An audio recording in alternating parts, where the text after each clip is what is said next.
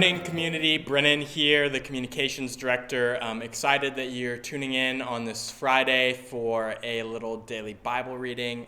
We've got a super short passage, maybe the shortest passage we've had for a daily Bible reading. Just one verse. It's super succinct. I'm going to just set us up a little bit. We're going to be in the book of James. And James is coming against some of the Hebrew churches. And writing, if you look at the book of James as a whole, there's some issues just with some hierarchy within the church. James talks about partiality a lot. He talks about neglecting the care of the widows and orphans. And so as you kind of go through the book of James, you see, there's some people, they're kind of structuring themselves, it seems, the people that James is writing to. It seems they're kind of structuring themselves very similar to how the world structures itself, right? With the people of power on top and the people without power, those who are marginalized on bottom, and showing preference to those. And so James is kind of coming off that in this chapter, and the first part of the section that we're not going to read, basically he's like, why are you guys fighting?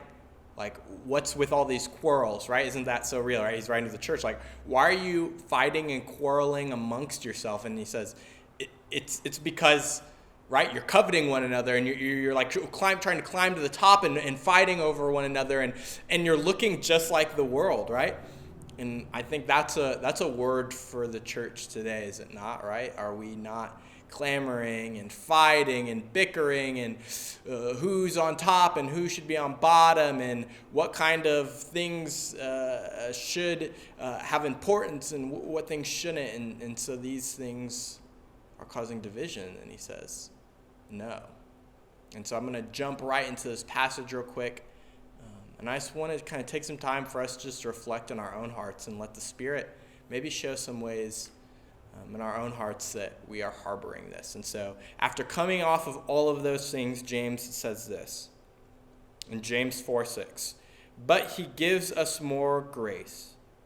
That is why Scripture says, God opposes the proud but shows favor to the humble. I want to read it again for us. I'm going to read it slowly. I just want you to internalize it. Let the Spirit move in you. But he gives us more grace. That is why Scripture says, God opposes the proud and shows favor to the humble. Isn't that a word for our time, right?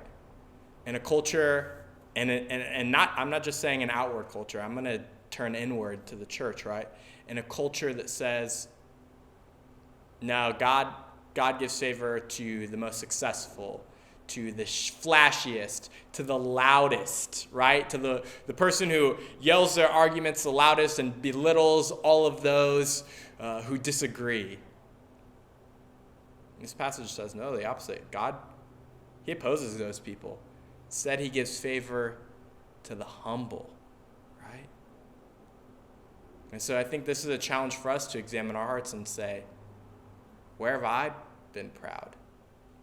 And the hard thing about pride is usually, not only is the pride bad, but the pride also usually causes us to be blind to the pride. But I think that's a beautiful thing. That's in the beginning of the verse says, right? But God gives us more grace, right? The only thing that can really turn us from our pride is the grace of God. And so I encourage you today, let's take some time, and would you just pray and ask the Spirit, where am I being proud? Lord, where do you want to work humility in me? Maybe it's a relationship.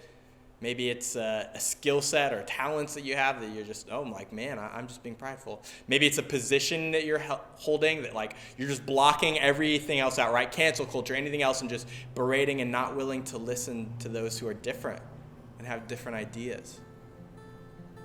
Right? And ask the Spirit, would you bring humility into my spirit and into my soul? We're going to be starting a new series this weekend, and so we'd love for you to join as we talk about those who are poor in spirit. And so we love you. We'll see you in a couple days.